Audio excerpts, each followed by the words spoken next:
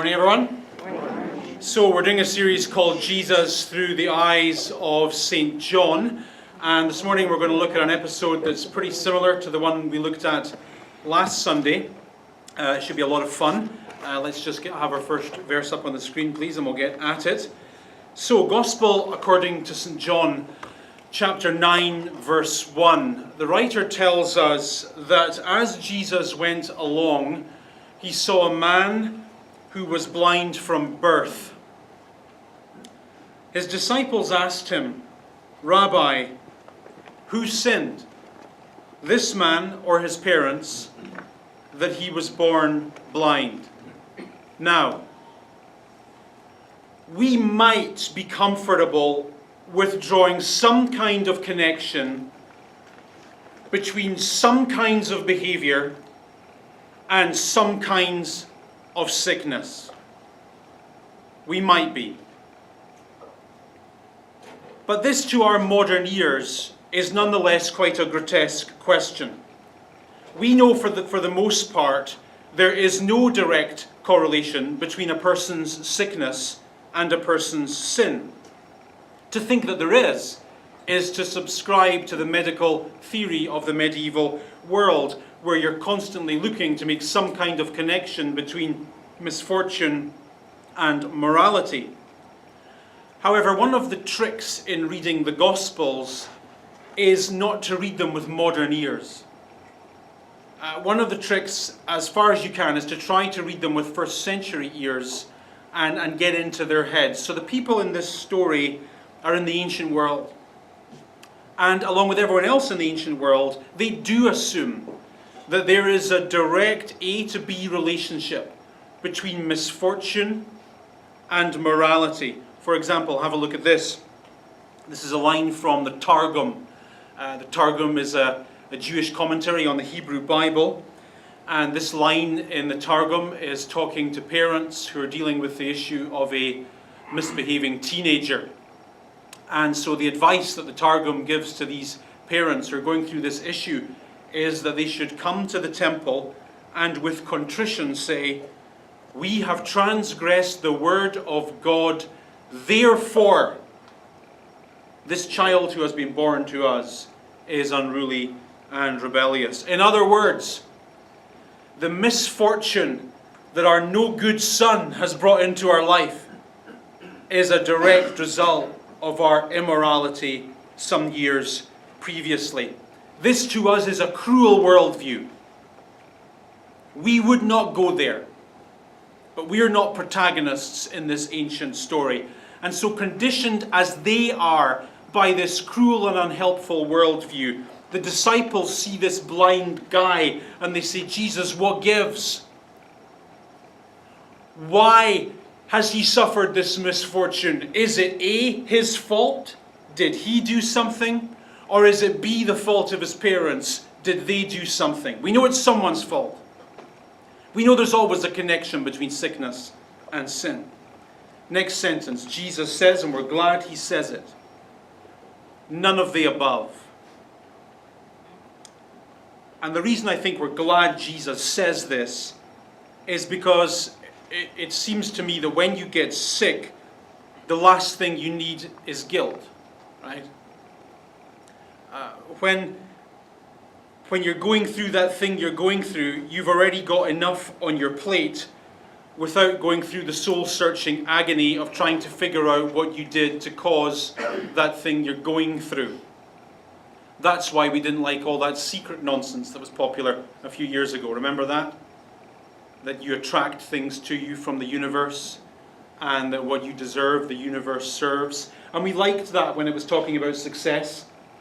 We liked that when it was talking about health and new relationships and all this and all the positive stuff.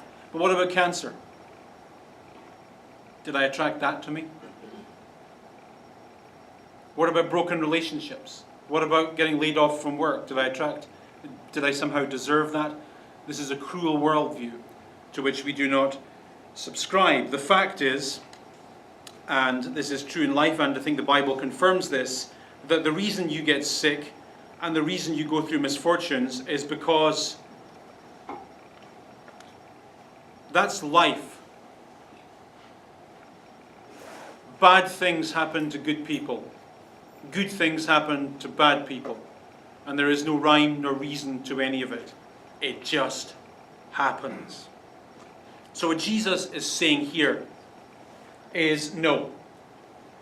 This man's misfortune is just part of life.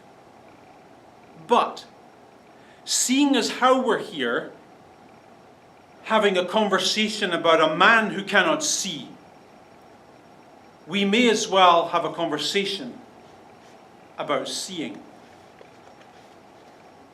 Then he says, as long as it is day, we must do the works of the one who sent me. Night is coming when no one can work. So we're going to have a conversation about how some people are in the dark and some people aren't. Then he says, well, I am the light of the world. Now watch what he does next. Verse 6, we're told that Jesus spat on the ground, made some mud with the saliva, and put it on the man's eyes. Now stop and reflect on the detail in that sentence. How do you feel?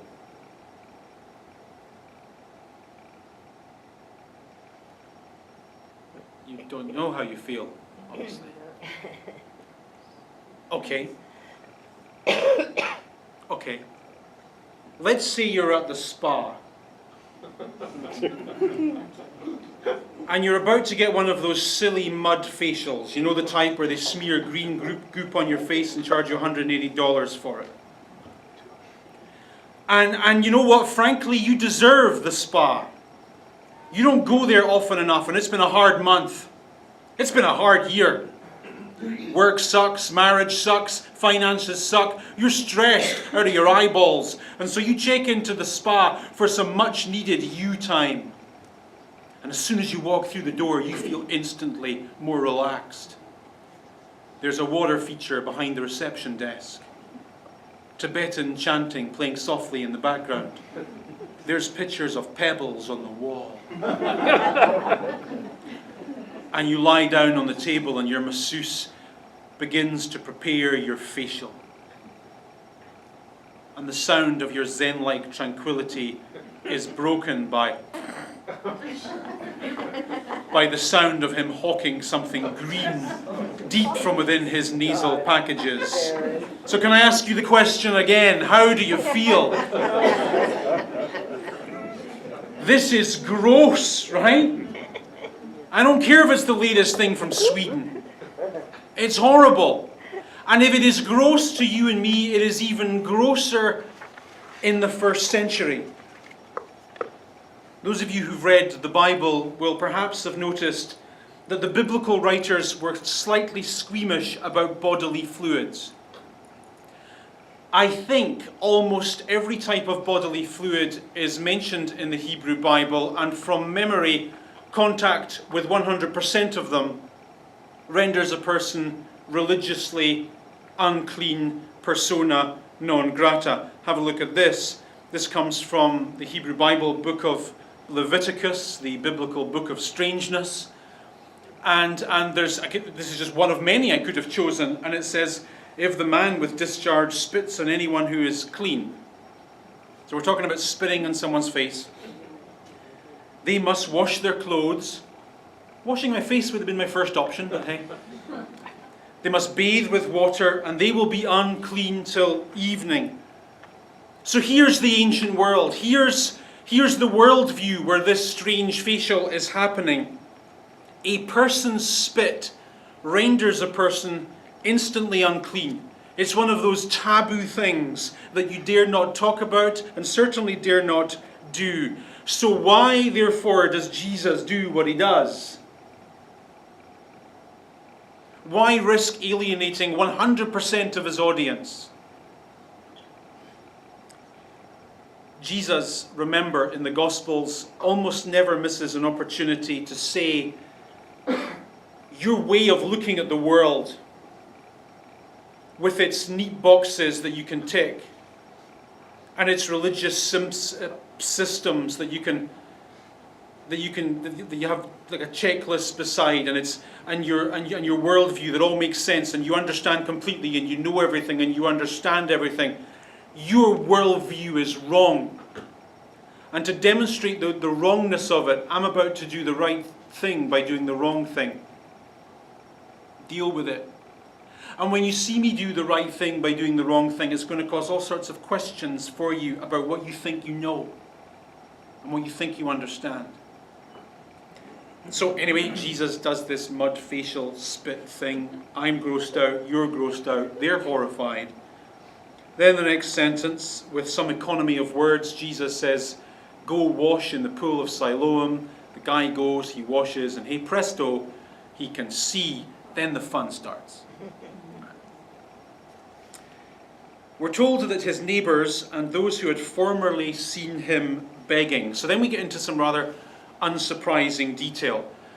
In the ancient world, obviously, a person who couldn't see wasn't able to work.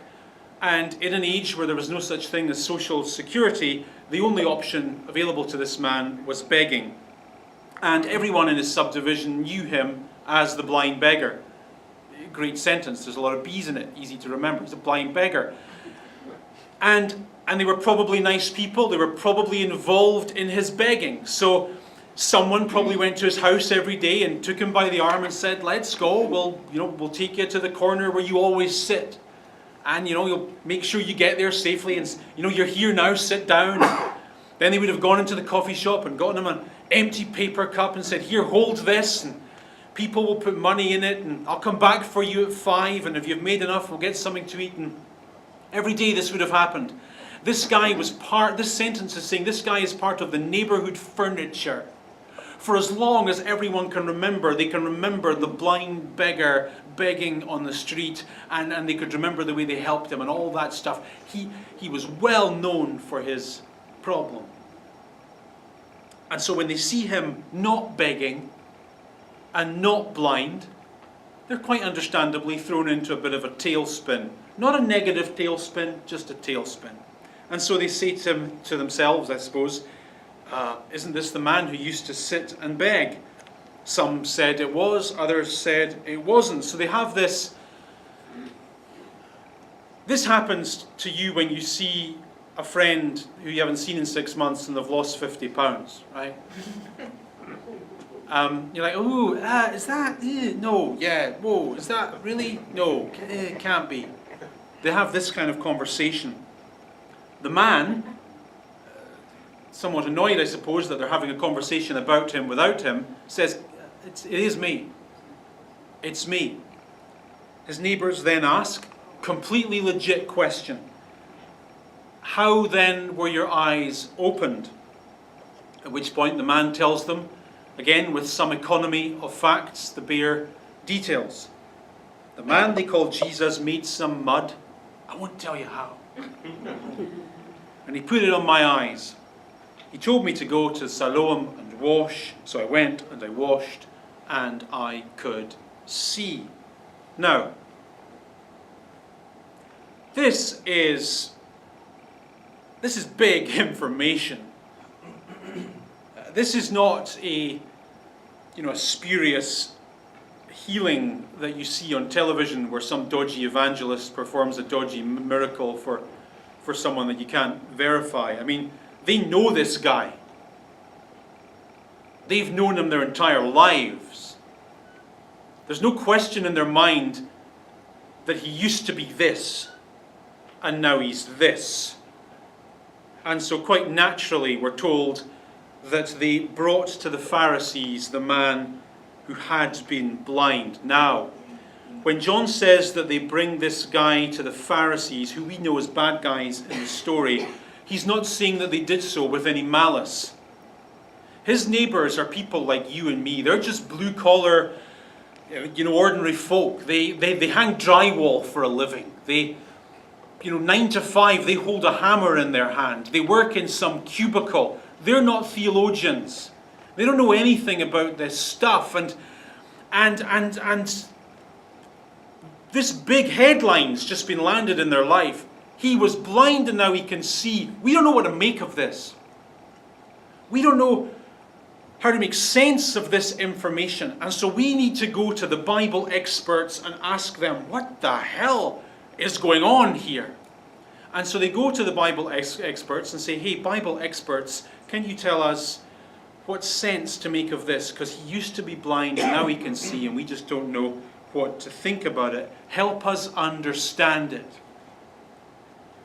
And then we're told, more fun, that the day on which Jesus made the mud and opened the man's eyes was a Sabbath. I see storm clouds gathering. Last Sunday, I reminded you that the idea of the Sabbath comes from the fourth of the 10 Commandments. Remember how it goes. Your mummy used to tell you when you were a kid, remember the Sabbath day and keep it holy. 6 days shall you labor and do all your work, but on the seventh day you shall rest.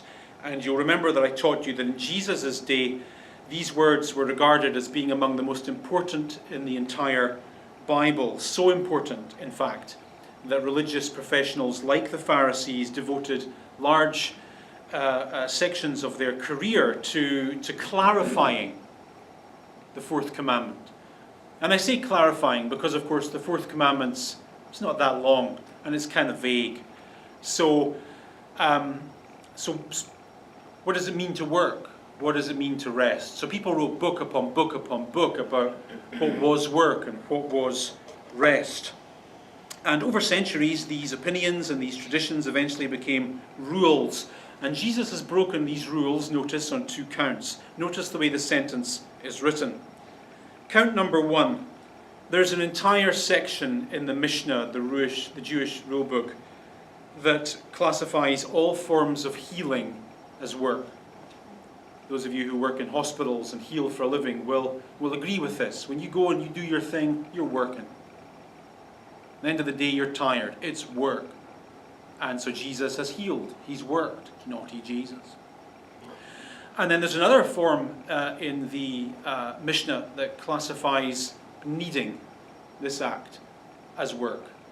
Those of you who bake bread will concur.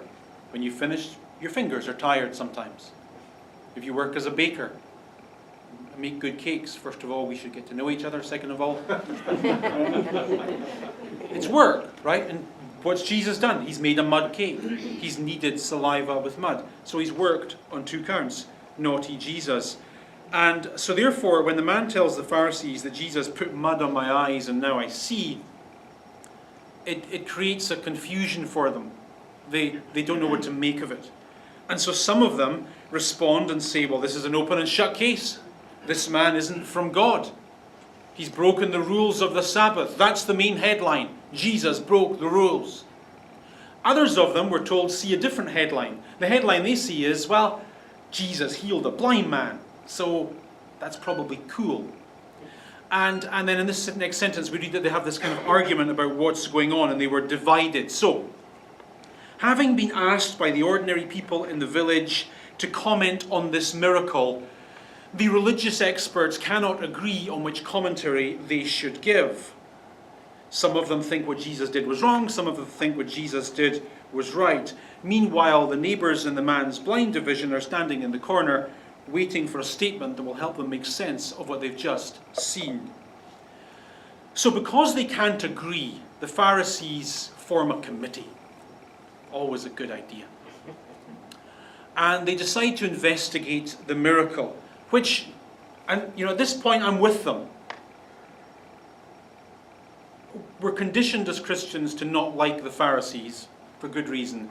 But at this point in the story, I like them and I agree with them. If you come to me and tell me something extraordinary,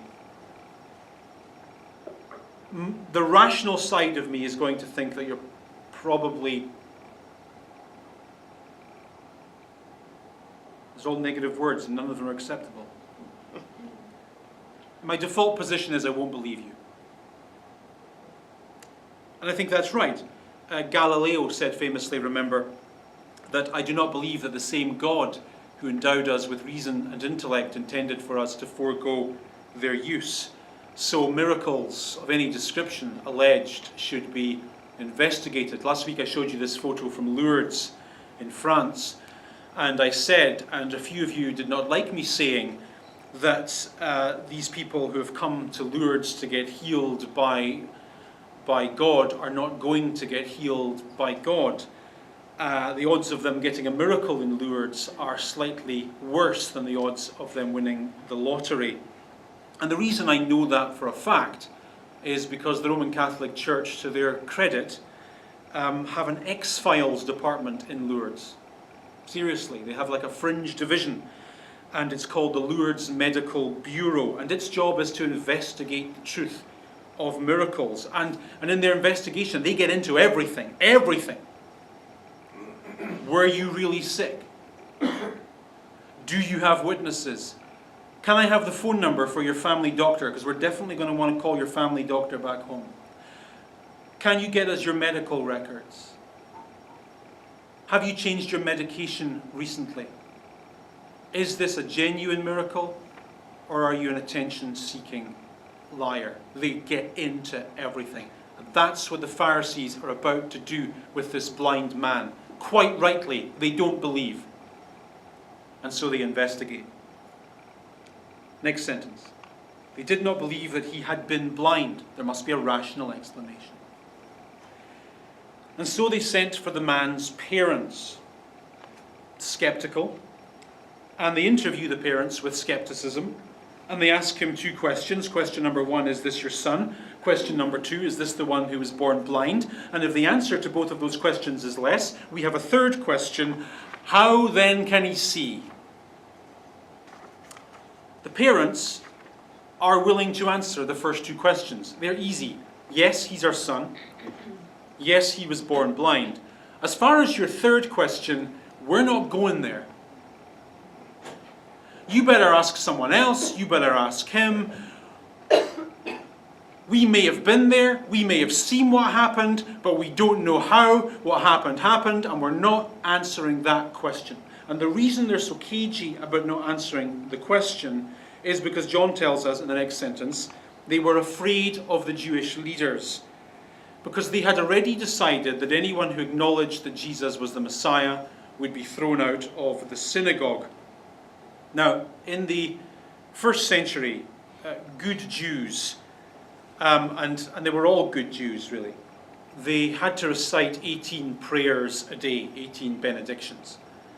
Sounds a lot, but they didn't have TV. Not too bad.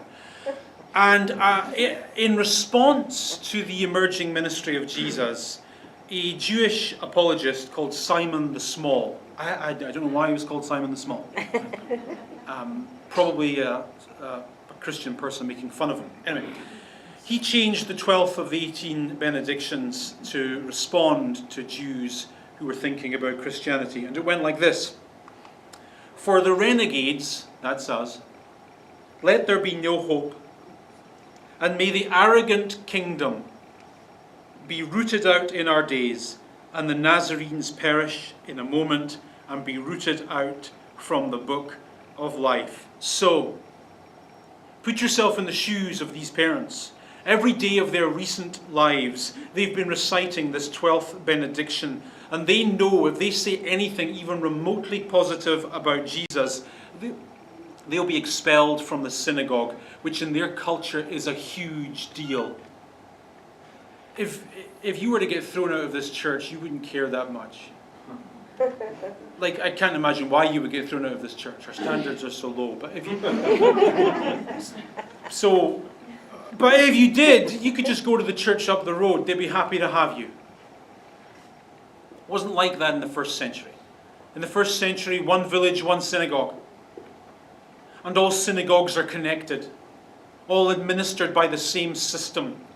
Getting thrown out of the synagogue meant being ostracized from your community. It had implications for your livelihood, implications for your social life. This was a disaster in their world, and they're afraid of this, and so they're understandably cagey. This, however, does not deter the inquisitors. A second time they summoned the man who had been blind. Give glory to God by telling the truth. We know he's a sinner. How manipulative is that, by the way? What they're basically saying here is, Do the right thing and agree with us. Be Christian and agree with me. Okay then. The man replied, next sentence, I don't know if he's a sinner or not. You're like, I was blind until 2 hours ago. I don't know anything. But one thing I do know is I was blind a couple hours ago.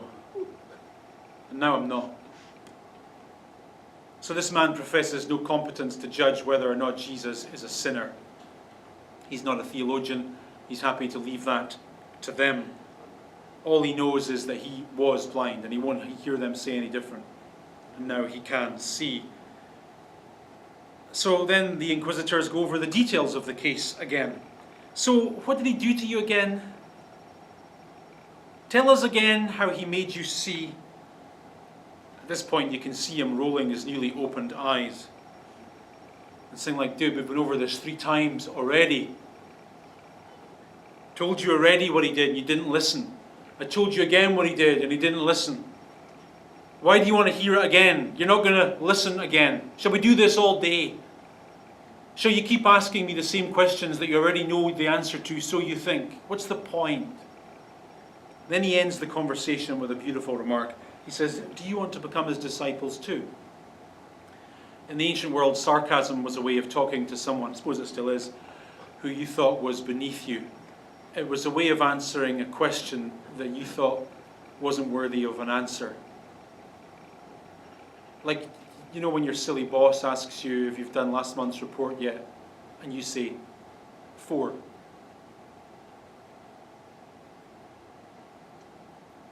No? Okay. Don't try that. Okay, so, but at this point he realizes there's just no point going over this again and again and again. And so he says, horribly really, you're asking a lot of questions about Jesus. Like, would you want to be his boyfriend or something? Like, why are you talking about Jesus so much? Then with the facade of honest inquiry gone, the Pharisees then hurled insults at him and said, you are his disciple, but we are disciples of Moses. We know that God spoke to Moses, but as for this fellow, we don't even know where he comes from. Notice the use of the word know in the sentence. They, like all religious, are very certain of what they know. They know that they're right, and they know that everyone else is wrong. And because they already know what they know, they cannot accept what this blind man is saying. And they cannot accept that this blind man is unwilling to adjust his experiences to match what they already know. And so, to quote John, they hurl insults at him. Can you imagine how much he cared? Like this morning, I couldn't see. And now you're calling me names. Go ahead. The man answered, whoa, this is remarkable. You don't know where he comes from, yet he opened my eyes. We know that God does not listen to sinners. He listens to the godly person who does his will. No one has ever heard of anyone opening the eyes of a man born blind. If this man were not from God, he could do nothing. So what he finds unremarkable is not his own belief, but their unbelief. It just stuns him that they can be so stuck in what they think they know. To this they replied, you were steeped in sin at birth. How dare you lecture us? So now they get personal. And you should love it when you're having an argument with someone and they stop talking about the thing you're arguing about and get personal, because that means you've won. It means they've abandoned logic and reason, and the only thing they've got left is calling you names. And then we're told they threw him out. That is, he is banned from the Jewish faith. Ending the story, Jesus heard that they'd thrown him out. And when he found him, which means he looked for him, he said, do you believe in the Son of Man? Who is he, sir? The man asked. Tell me so that I may believe in him. Notice the undeniable eagerness. And notice the connection to unwelcome. He gets kicked out of the wrong religion. And as soon as he makes that break, he's open to believe in the right one. He makes a break from a wrong system, which opens him up to a better one. Jesus says, somewhat cryptically, you've seen him. In fact, the one who is speaking to you is he. The man said, I believe, and he worshipped him. Then Jesus summarizes everything that just happened. Jesus said, for judgment I have come into this world, so that the blind will see. Okay so far. But look at how he ends the sentence. And so that those who will see will become blind. The paradox of the gospel for Jesus is that to give grace, it must also give offense. It works both ways for him. The same truth that is illuminating to some consigns others to darkness. Some Pharisees who were with him heard him say this, and they asked, what? That was exactly how they said it. What? Are we blind too? Like, we don't need this. To get Jesus, to have Jesus switch on a light in your soul, you must first of all accept that you're in the dark. And the Pharisees are so certain that they're in the right. They're so certain of what they already know that they don't see that they're actually in the wrong. And okay. That's gospel, that's our faith, that's fantastic. But let's leave all that for a second and let's just look at that simple truth in our day-to-day lives. Your head, in your relationships, in your finances, in your health, wherever, can be so far up your own ass that you don't see what's going on. Right? Now, it's not funny. You can be like, I'm right, I know this, I know that, I'm right. You can be so certain of what you think you know, so certain of how correct you think you are, so certain of how this plan you have is working and how it's going to work, that you are totally blind to everything else that's going on. And it never hurts every now and again to just stop and consider the alternatives. Maybe you're wrong on that issue. Maybe you could have handled it better. Maybe the choice you made was a silly one and it's not too late to change it. Maybe you're not as right as you think you are. Maybe you're wrong. Like really. No, not me. Okay, back to the story. This is exactly where the Pharisees are. Me, I don't need light. Me, I don't need healing. Me, I don't need help. I already know everything. I'm already right. And for Jesus, these people are excluded from everything he comes to give. To get the light, you must first realize you're in the dark. To get the truth, you must first realize you've been living a lie. Jesus says then, if you were blind, you would not be guilty of sin, but now that you claim you can see, your guilt remains.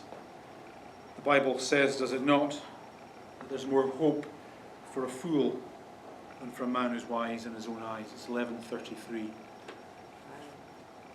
Time for a quick question. Any quick questions on that? The religious system in which Jesus operated was extremely compartmentalized. They could not cope with ambiguities of any nature. And so they always had to know, and everyone else always had to know exactly where they stood at any given time. And so they believed that there were things a person could do morally and physically and so on that made them unclean, by which they meant they were excluded, usually temporarily, from God, from spirituality, from truth. So So, to use this morning's example, someone spits in my face. This means I can't go to the synagogue today. I can't participate in faith today. I'm temporarily excluded from faith. Now, they had that worldview, I suppose, for legit reasons. They felt that God is holy, that God is pure in a quintessential sense, and so they felt that to have any other view would be wrong. So, but it got out of hand in Jesus' day. Like, you could accidentally become unclean. So when you walked into the cinema this morning, and you touched the door handle, like say last night a prostitute came to the cinema and touched that same door handle. Well, now in their worldview, you would be contaminated by her contamination. And so there would be rituals you would have to go through to get yourself right. Kind of nasty world. But to a certain extent, this carries over into modern Christianity. So perhaps some of us were raised in a system where you always felt you were doing something wrong. And you always felt you had to atone for the wrong thing you did. And you were never sure of where you stood with God. You were never sure of whether you were in or out at any given time. You never really felt free. Never really felt right. Good question. Good. We got to go. Thanks for coming. God bless you. See you next Sunday.